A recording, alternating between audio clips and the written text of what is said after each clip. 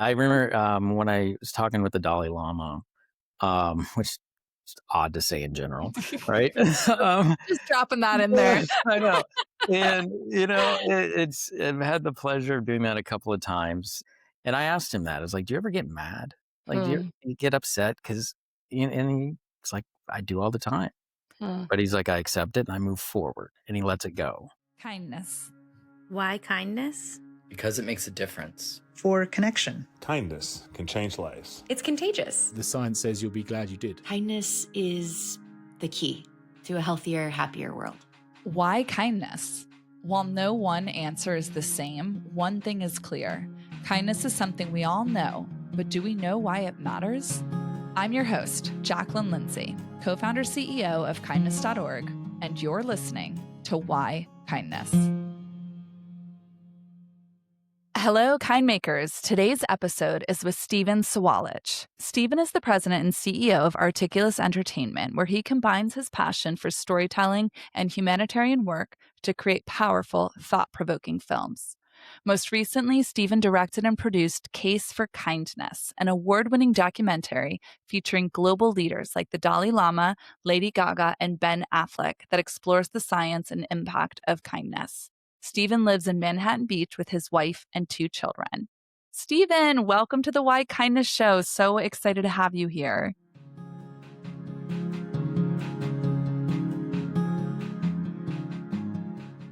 Hello, Kindmakers. Welcome to another episode of the Why Kindness podcast. When we do these interviews, I'm typically meeting someone for the very first time. I've never had the chance to hear their story or interact with them. But every so often, I get to have what I would call a dear friend join me. And that is what I have today. Stephen Sawalich is an incredible human who has tried to focus on amplifying stories of kindness throughout his career. We're going to hear from him on why kindness matters and learn more about the work he's doing to put kindness on the map in our world right now. With that, I'd love to welcome my friend Stephen. Stephen, welcome to the show. Hi, Jaclyn. Hi, Thank it's so you. great to have you. Thank you for being with us. Yeah, no, it's exciting to be here. I'm glad to talk. Thanks. Okay, we open up every show with the same question. Why kindness? What would you say to that? The simple answer is it's the right thing to do. And kindness, is something that everybody wants and, we all deserve. And growing up, do unto others as they do to you. And, kindness is one of the biggest factors in, making this documentary. I learned a lot about kindness and the science behind it and how it affects your body. And so, it just makes you healthier, happier, more engaged. Yeah, I love that. And I can't wait to get into the film. Before we do, let's start all the way back at the beginning. Where did you grow up? I grew up in a small town in Illinois, like Southern Illinois. Everybody's like, oh, Chicago? No, like 5 hours south of Chicago. Okay. Cornfields and coal mines. Okay. Small town Okay. called West Frankfort. West Frankfort. Yep. And you were there most of your life, most of your childhood? Yeah, I was there till I was around 13 and then moved to Dallas. So Okay. as you imagine, coming from a town that had like 8,000 people to then going to Dallas was a huge culture shock. But I like to Yeah. say, the small town values, kind of stayed with me. Yeah. My husband's from Indiana, and Okay. visiting his family was the first time I had ever done anything in the Midwest. I was packing for the trip, and he said, "Why do you have overalls?" And I said, "Because I'm trying to fit in with your family." And he was like, "Where do you think I live?" And I was like, "Around cornfield." Yeah. And he's like, very judgmental. Yeah. Oh, it Did was he true. though? Yes, Did he he? did. Okay. He was a little bitter because you yeah, were right, I huh? was right. But it was that appreciation. I remember those small town values. It was felt. And Yeah. I'm curious if you feel like the root of kindness for you began there. Was it growing up in that kind of environment? Did it start from within the home? Where did you really first see kindness as a child? Yeah, I think it was all around me, especially in the small town, because what was great is you have your neighbors looking out for you too. Mm, it was literally one of those you could go next door and borrow a cup of sugar or whatever you need, and yeah. somebody would give it to you. And you don't have that in the larger cities. At least my experience now, like living in LA, and you don't really get to know your neighbors because most of your life is done in the backyard, you know, Hmm. Hmm. and it's kind of enclosed. And so you're never really out in your front that much, like in smaller towns where you're, just kind of, you go outside in the front and you play with kids and Yeah. you get to know everybody and you have your little kids from your block. And Hmm. it was a fun time. And when you moved to Dallas, what was that transition like? It was hard, I especially starting a new school, especially being like a freshman in high school and going from, I think we maybe had 400 people in our whole high school Hmm. and the small town to move to the school I went to was 3,000 people in 2 grades. Wow. And I was shy and insecure and overweight and wasn't very outgoing. So it was like a very tough transition. Do you feel like that was where you maybe first experienced any unkindness or your first memories of that? Yeah, I don't know about first, but yeah, it was definitely, you had the groups that everybody kind of has their clique already. So you're trying Mhm. to see where you fit in and, you get picked on a little bit. And so it was, yeah, more keeping to myself, but, Mm. it was a learning process. It was adapting and coming from, never really traveling and going to many places, Mhm. it was a big culture shock. Hmm. What I think a lot of people think Texas and the South, the same idea of kindness. So city size is interesting, but do you feel like there was a theme of like, we're from the South, we're kind? Like that's the Yeah. expectation? Yeah. Yeah, and there's always the few people that aren't, Mhm. anywhere you go, I think. But yeah, there definitely was Southern hospitality. And so it is all around us. It's just you got to open yourself up to it. Mhm. When did your creative roots start forming? Mhm. That's funny. So in second grade, they a project. They had us all write on a note where we saw ourselves in the year 2000, like what we were going to be, who we were friends with, and and then we could put little collectibles inside a little milk container, Mhm. like you get at school, and they buried it in a time capsule.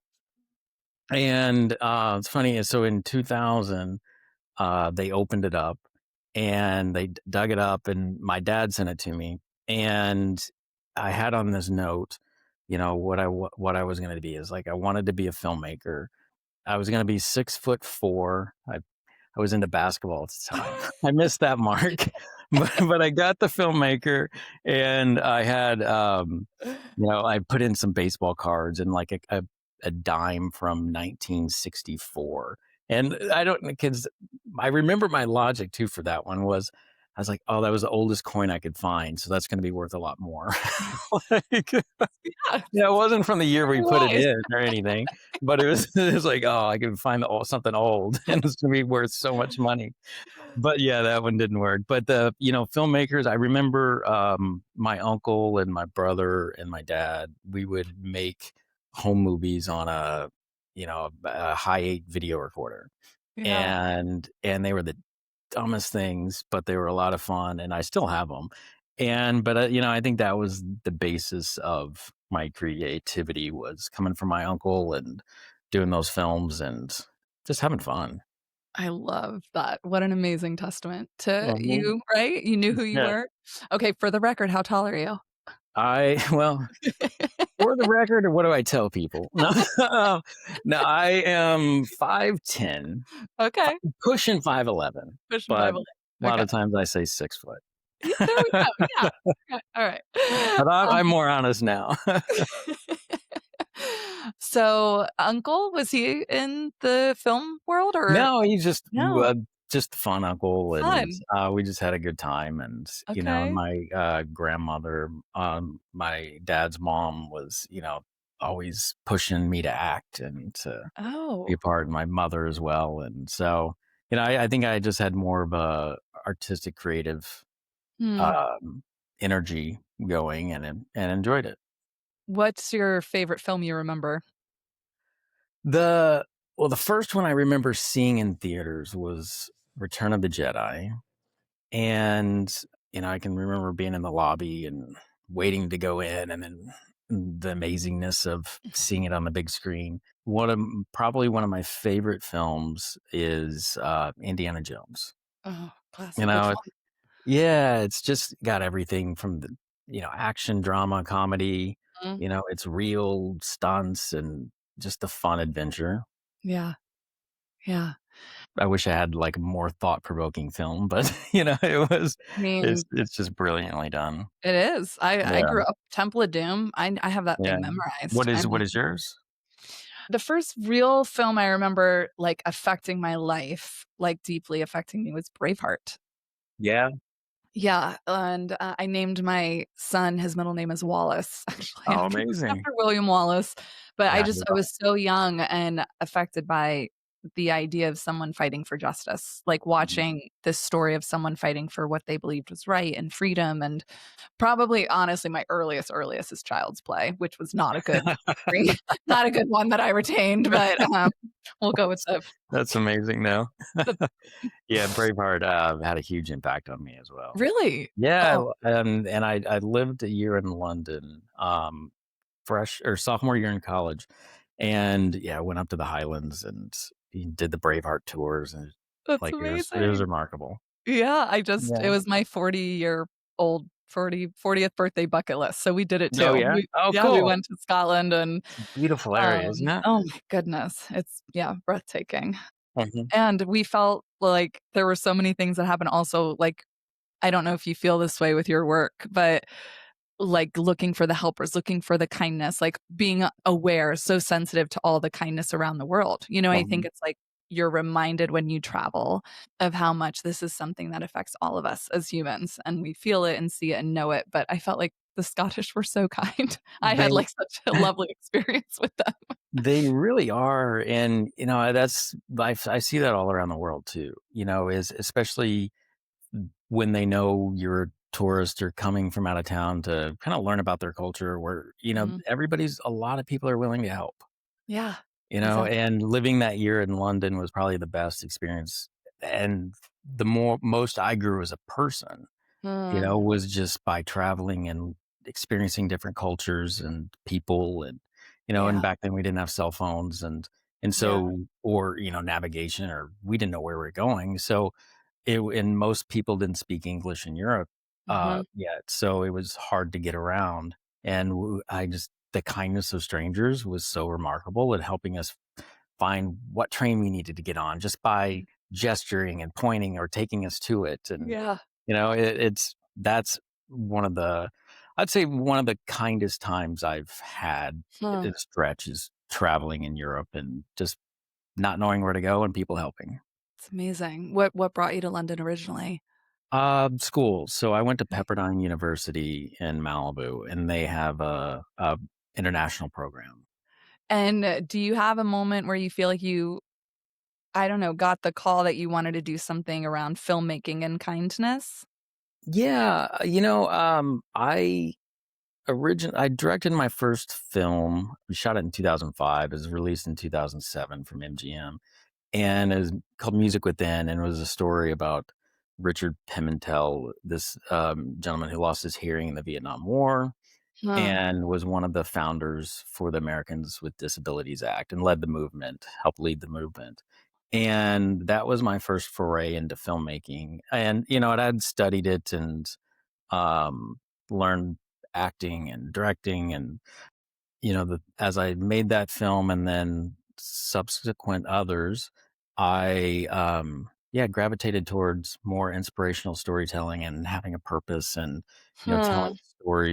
I like telling stories of ordinary people kind of doing extraordinary things, Mhm. and that's what led me to really all of this kind of led me to doing Case for Kindness because, the thing I saw in traveling, and I do a lot of work in philanthropy and going to, I think I'm at 136 countries now. And, without knowing the culture, religions, the languages, the thing I found that brought people together was kindness. Huh.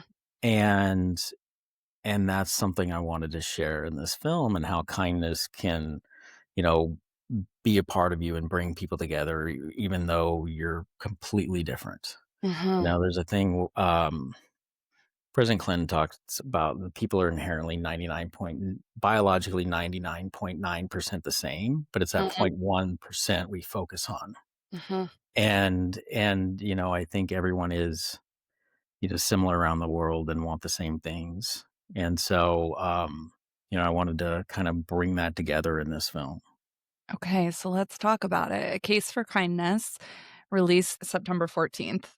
Yep. So, years and years in the making. Tell me from the origin, like where you knew I need to do a film on kindness. So, you had been doing documentary style films at this point, I or had, okay. yeah, and I was working with, my mother and stepfather co-founded the Starkey Hearing Foundation, and they Mhm. provide hearing aids for people in need around the world. And I was traveling a lot, helping with that, as well as kind of sharing the stories of the foundation. And as I started to meet people and see that kindness generating, I wanted to learn more about it, and so I wanted to look at the science behind kindness too, and how it affects your body emotionally, physically, mentally, and dive deep into that, as well as share personal stories of people that are doing good.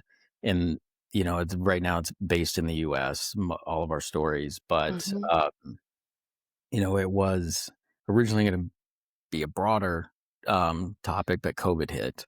Mhm. And it's funny, I talk about this in the film, is we had set out to make this film, and when COVID happened, you started seeing all these kind acts, like people on the rooftops, you know, praising healthcare workers, teachers going to students' driveways to help them learn.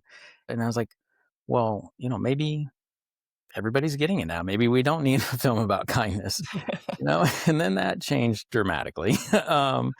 And so, yeah, it was to set out on this journey to look at a lot of the issues that we face here in the US, from racial injustice to hate, bullying, food insecurities, and look at it through the lens of kindness. Hmm. And Mother Teresa talked about she would never attend an anti war rally, but would attend a peace rally. Mhm. And, it's just flipping that narrative to the positive.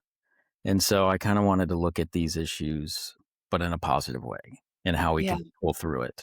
And, that's what we set out to do. Amazing. I think you did an incredible job with it. I think sometimes, and this is something we've struggled with a lot in the side of kindness.org and the work we do, it's almost needing to rebrand kindness. It's needing to show kindness and its power. It's not a nice to have, it's a necessity. Right. And to do that, you have to show how it moves the needle, right? So it's Mhm. blending that science, but then giving people the real life case studies, if you will, of how it's created change and the ripple effect it can have. It's like the two sides of a coin. If you have hate on one side, but goodness on the other, love on the other, that is what can overcome, the hate Mhm. and the divisiveness. So just applaud your approach to creating a film like this in Thank that you. way. Thank you. Yeah, Yeah. because everybody perceives kindness as like weak, vulnerable. Somebody was talking about, like, oh, right now, kindness is like broccoli to people. Like, how can we make it like candy? Hmm. Um, and so, yeah, it's just taking a basic rudimentary trait that we learn as a Mhm. child Yeah. and just keeping it going. Yeah. What are the challenges you've seen, especially being one of the forefronts on kindness? Like, one of the and let me I'll rephrase it. One of the question I ask people in the documentary is, everybody wants kindness, and it's we all believe in it, we want it, but why is it so hard? Hmm. Like, Yeah. what have you learned? So that's actually next up on our research are the barriers because there's so much work on the benefits and almost nothing on why is it so hard. So we actually think Mm. it's a really important area to study and be more rigorous about. Our theory is that it's rooted in a few things: Mhm. fear of the unknown, fear of the other. Like you do have that 0.1% where you have that difference and the difference can scare you. You've been told a certain narrative, not wanting to be in isolation with things. So it's like the collective power it has when people are building something, which is why we look at it more of a movement. So trying to galvanize people around this versus it feeling like it's a one off. So you all feel accountable to it and responsible for it. The idea that it will be perceived wrong. So there's a lot we get from people that are like, well, they don't need it. They don't want it. They won't accept it. They'll think I have ulterior motives. They can talk themselves out of it, basically. Uh-huh. And lack of resources, time, energy. Like just this Mhm. idea of like, it's not worth my time or energy to hold the door open. Yeah.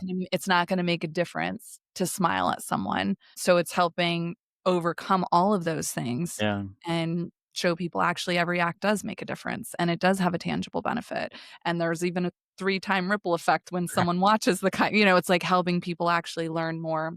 Yeah, there is a, a thing, and you never know what little act is gonna help someone out because you don't know Mhm, what they're going through. That mhm. simple smile or acknowledgement Yep, goes a long way. yep. And it is very interesting of, the vulnerableness that it puts us in and, Mhm. and not wanting to put ourselves out there. Yeah. Did you, in creating the film, did you see any themes emerge? I mean, you were celebrating the heroes, right? The Yeah. everyday people, but were there any things that they shared or that you observed as what the barriers might be? Yeah, I think a lot of it's not being kind to yourself first. Mm, And until you can do that, you're not able to open yourself up to others. mm, And so it was very interesting. That was one of the biggest things.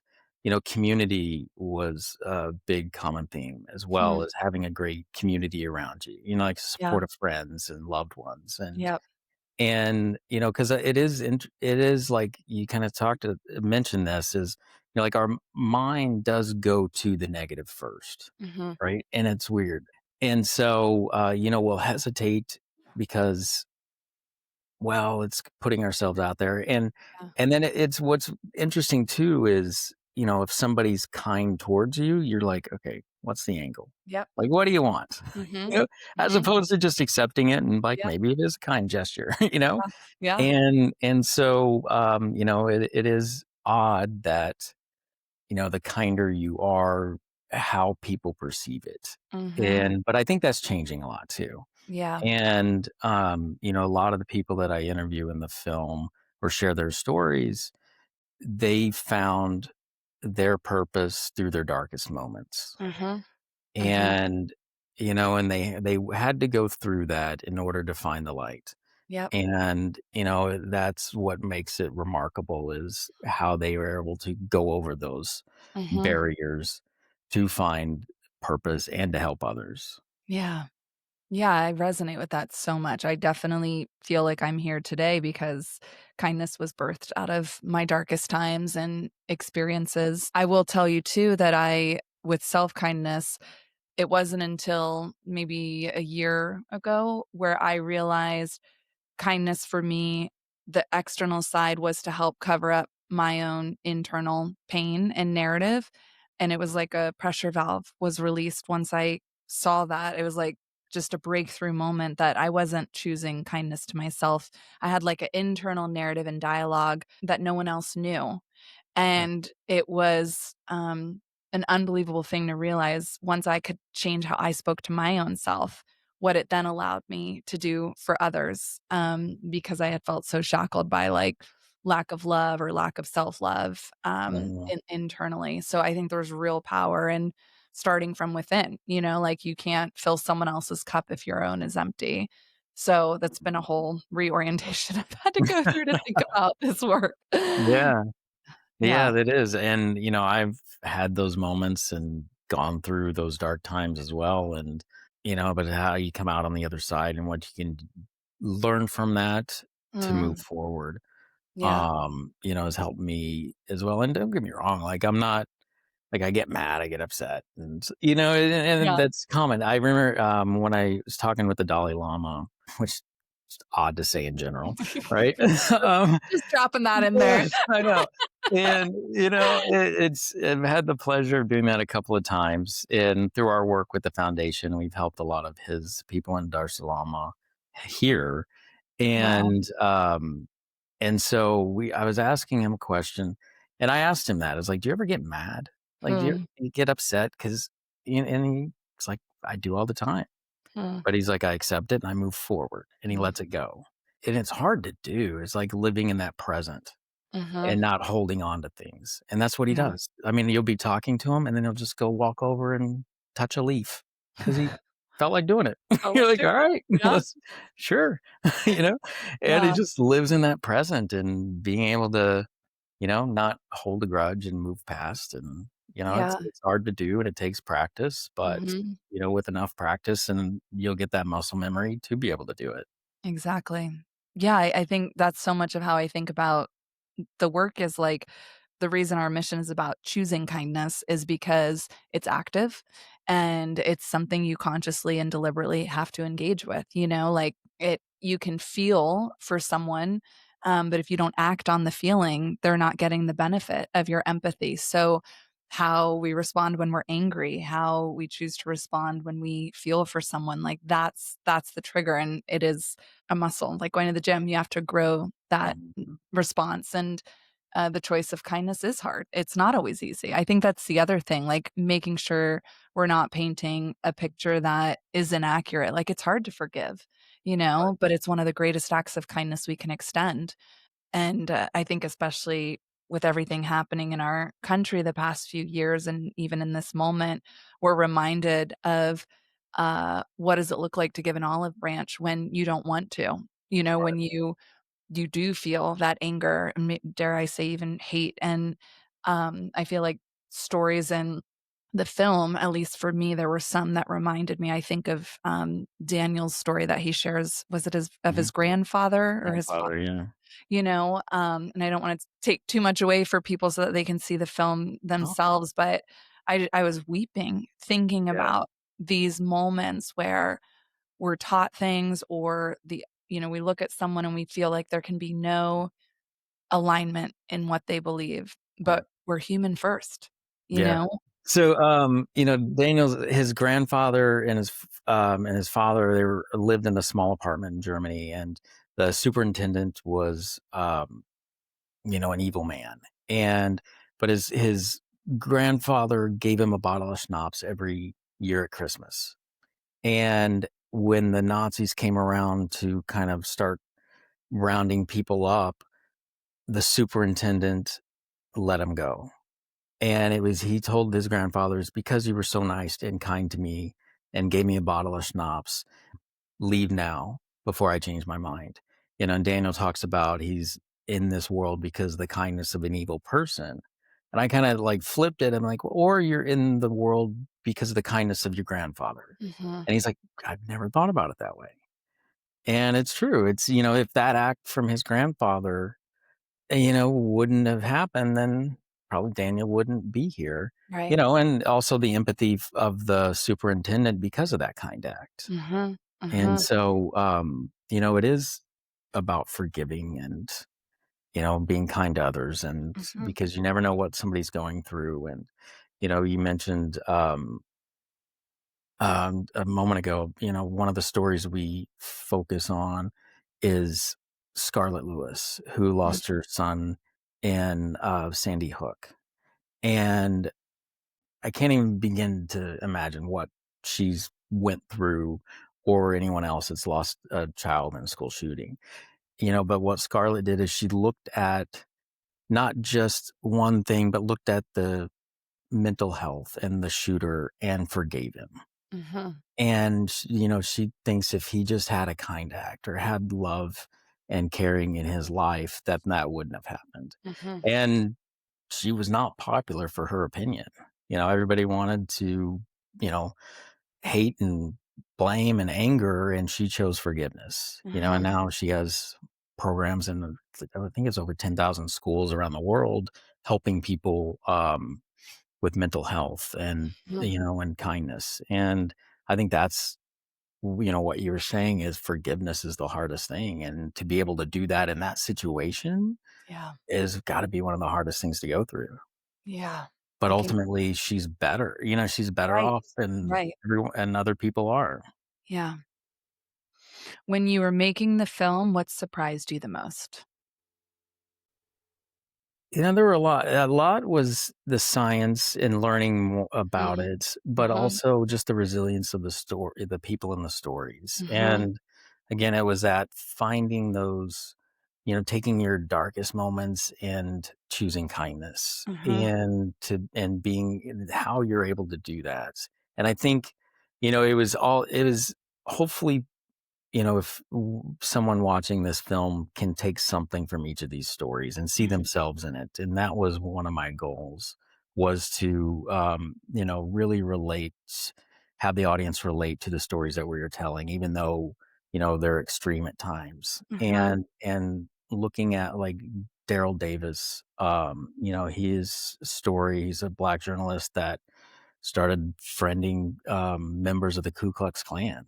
I think that surprised me the most, to be honest, was Yeah. Daryl's story and how he chose to talk to members of the Ku Klux Klan, knowing their views, Mhm. but he did it out of kindness and wanting to learn and listen. Mhm. And I Mhm. think that was one of the biggest things that especially where we're at here in the U.S. now, as a divide in politics and different ethnicities, and it's not forcing your view on someone else, but listening to theirs Mhm. and being okay to disagree, Mhm. and that's how they found a commonality. And then Daryl says the gap closed.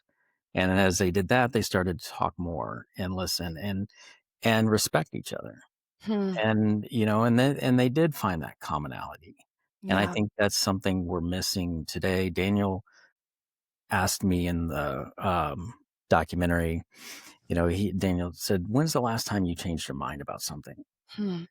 And I was like, I never thought about that. It's like people, you get stuck in your points of view, and you're not willing to accept the points of view of others. You don't have Yeah. to agree with it, Right. but just accept it, that you Yeah. that you have different points of view. Yeah. And I think that's what's missing, is that conversation. Mhm. There's willingness to have a conversation. Right. Right. Yeah. Yeah. With our team in the beginning, I knew we had to approach this. It doesn't sound humble, but with humility. And we had to Um, say, we don't know. We're coming at this with an open mind. And so our first value is curiosity.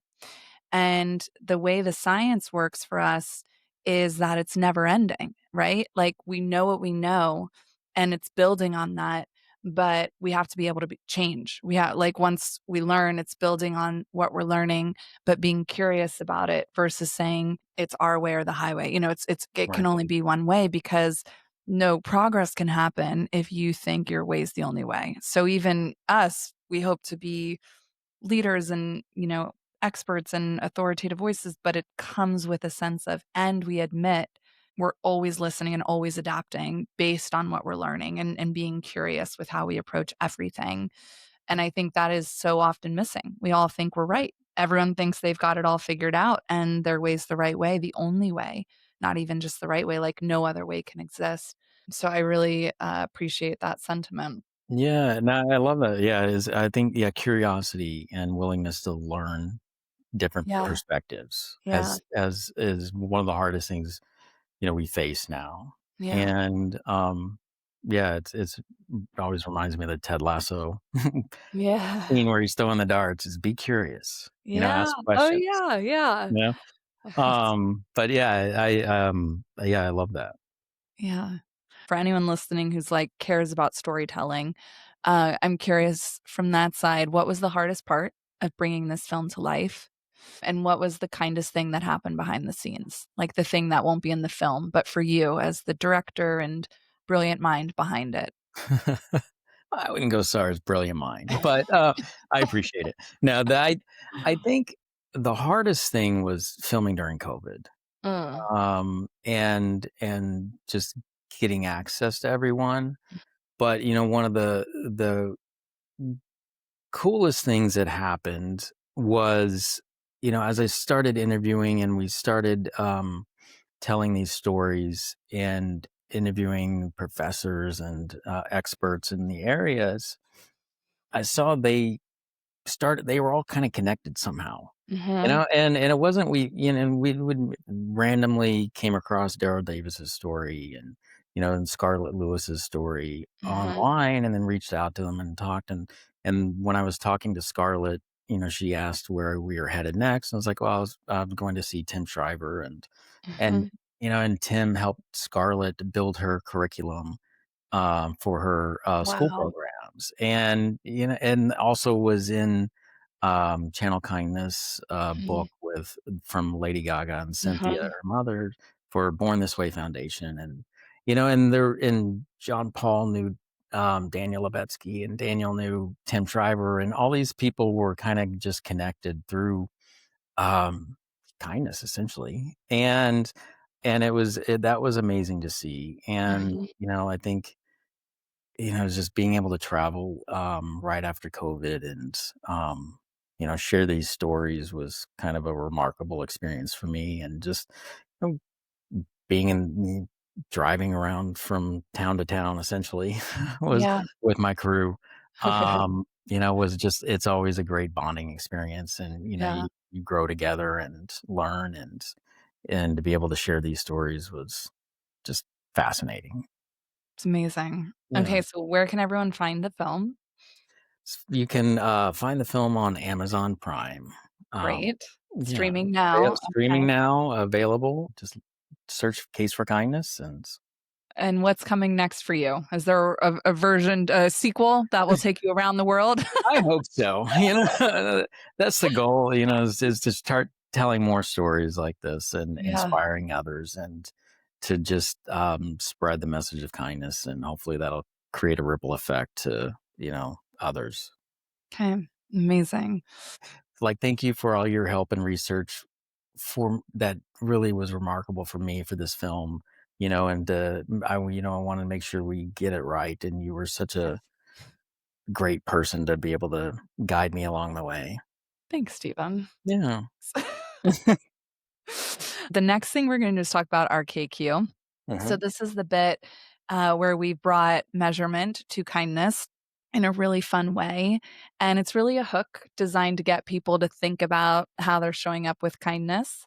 And Stephen is going to take it in real time on his phone. So, Stephen, while you're doing it, you can even like talk out loud and be like, "What is this act? I would never do this." But the idea Okay. is like it's a really rigorous personality measure. It's officially out in the world, and it's actually toward our neighbor, and it's thinking about how we show up as neighbors. So go Oh, ahead. great. I'm gonna get my KQ. Okay. So, would you adopt a child? No. I these are good questions. Yeah, I love yeah, you. I know my wife's answer is very likely, and then so mine is likely as well. Okay. Um, Forgive the debt of a neighbor. I've actually done that. Yeah, I love these about the neighbor because you always look family first, and Right? Yeah. that's growing up in that small town of your neighbors and your neighborhoods are your community. Yeah. Oh, let's get fit with a neighbor. Is that Like exercise. exercise? Yeah. Yeah. I love to leave a note after damaging a neighbor's car. We had to do that, No, sadly. you have you? This is I amazing. well, it was like when I was yeah, just learning to drive too. Oh, okay. You go through the bumps and scrapes Yeah. sometimes. Yeah. This is And amazing. I've had somebody do that to me. Do you ever I assume you have a lot of people that just say very unlikely to do. Oh, yeah. Yeah. Oh, yeah. Yeah. And that's good. The Yeah. point of it is like perspective, getting to have a perspective and starting to think differently. Like, wow. And Yeah. knowing, this isn't contained. Kindness is so big, but this is like a really fun way to just think about it. Mhm. You know, yeah, it's in like living in LA where Matt, you don't really know your neighbors as much as you do Mm, in other towns. yeah. Bail a neighbor out of jail. Have you had to do that one? Awesome. I have not. thankfully. But I would if I knew, I knew him. I would compromise with the neighbor. That's great. That's kind Mm, of goes like with what we were talking about. exactly. Yep. I love the what stops you from doing more kind acts more often. Oh, that's part of our starting to collect research. We're trying Yeah, to I hear love from that. people. Yeah. Yeah, it is Mm. that, being Amazing vulnerable seeing and putting exa yourself out there. yeah. Okay, I'm getting my results. Okay. Drum It would be roll. really sad if I'm not kind. You're kind, you're so Yeah. kind. 89%. Wow, woo! Is Look at that you. good? That's amazing. Okay. Yeah. Did I They pass? it'll Oh, show you on the bar oh, where yeah. everyone else sits, so you're quite high, I compared am actually, yeah. yeah, Oh, good. Thank yeah. goodness. All right, woo! All right, I everyone, know. we Now rest assured now the director of people Taste can for watch the film Kind and exactly. and be rest assured I'm kind. He's trustworthy. Yeah. I'm now Amazing. have Thank my you. authorization. Thanks. Yeah, yeah. No, it's what we love is, like, we've had people from gosh, I'm gonna butcher it, 120 countries take this. Oh, So wow. people yeah, it's, like, been highly engaged with, and the feedback is, one, why don't we measure? Like, why yeah, there's been right, you look at everything we measure, and this is something where it's like, yeah, it should be seen as important. We look at our IQ, why wouldn't we think of how we're showing up as human beings? Mhm. And so it's really about the acts. We put you on a journey to then get act recommendations, to get out of your comfort zone and Yeah. to think about how you can show up differently. And so we have new versions that are coming out in the coming years. But this one we kicked off with was like, how are you showing up in your community? So Yeah. very, Oh, that's huge. yeah, I love relevant to that. your film. Yeah, no, and also, yeah, it's got me thinking about, do I really know my neighbors that well? And, Right? I and I know. kinda will look to do that. Yeah. I do like a round robin of questions. So it'll Mhm. just be like, I'm going to throw a question. You Perfect. just like give me your answer. All Okay. right. Define kindness in one word. Caring. Who would you thank for teaching you kindness? My mother and stepfather, you know, through our Yeah, work in philanthropy and just sharing and caring is what they talk about.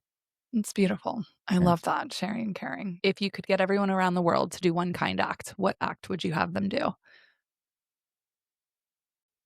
I think the first thing that came to mind was talk to someone new each day, Mm, yes. start a Okay. conversation. Yes. Love it. Okay. What song would kindness be? Um, that's good. First thing is it'd probably be a country song. First, but Right? Yeah. yeah, I don't know why I went there, but yeah, it'd probably be a country song. Okay. But All right. No, any? the song that I say country, but the song that came to mind now is "One Day" by Modest Yahoo. Oh, I don't know it. Oh, Okay. yeah, listen, it's fantastic, and it's just about people coming together one day, Oh, I and love that. yeah, Amazing. and Okay. it's an uplifting, fun song, and I've used it in a couple of Okay. docu series I did, and a Okay. book.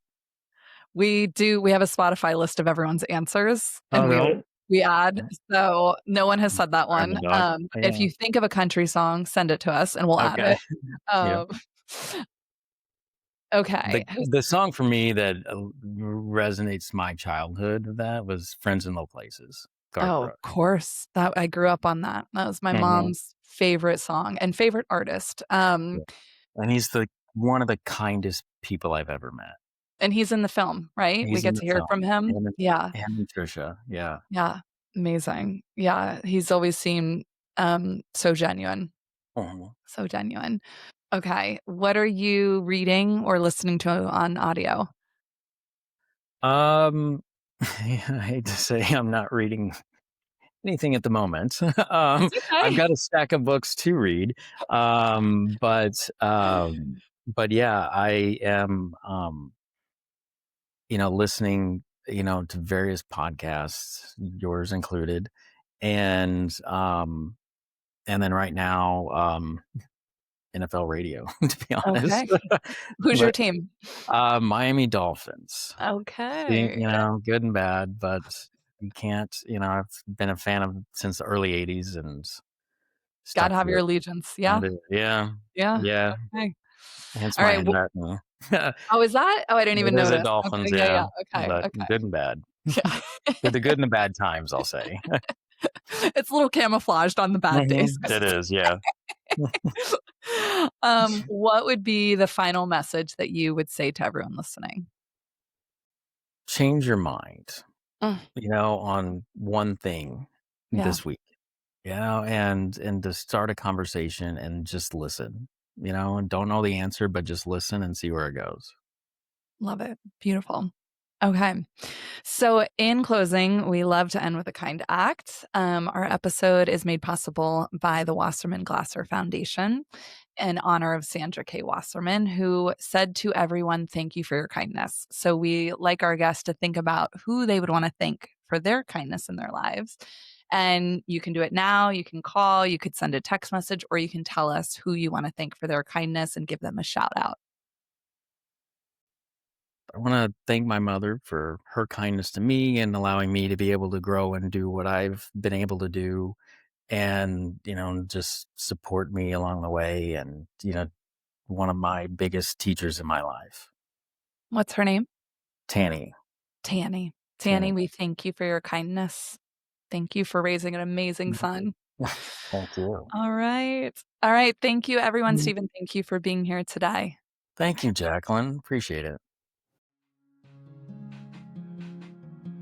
Why Kindness is made possible by the Wasserman Glasser family in loving memory of Kindmaker Sandra K. Wasserman. More information on our guest and topics from this episode are available in the show notes. We hope you enjoyed this conversation and would love to hear what you think. Please leave a review wherever you listen and join us on social media and at kindness.org to learn more about how you can be a kind maker. We will continue exploring this question, why kindness, throughout the season. So stay tuned, friend, and thank you for your kindness.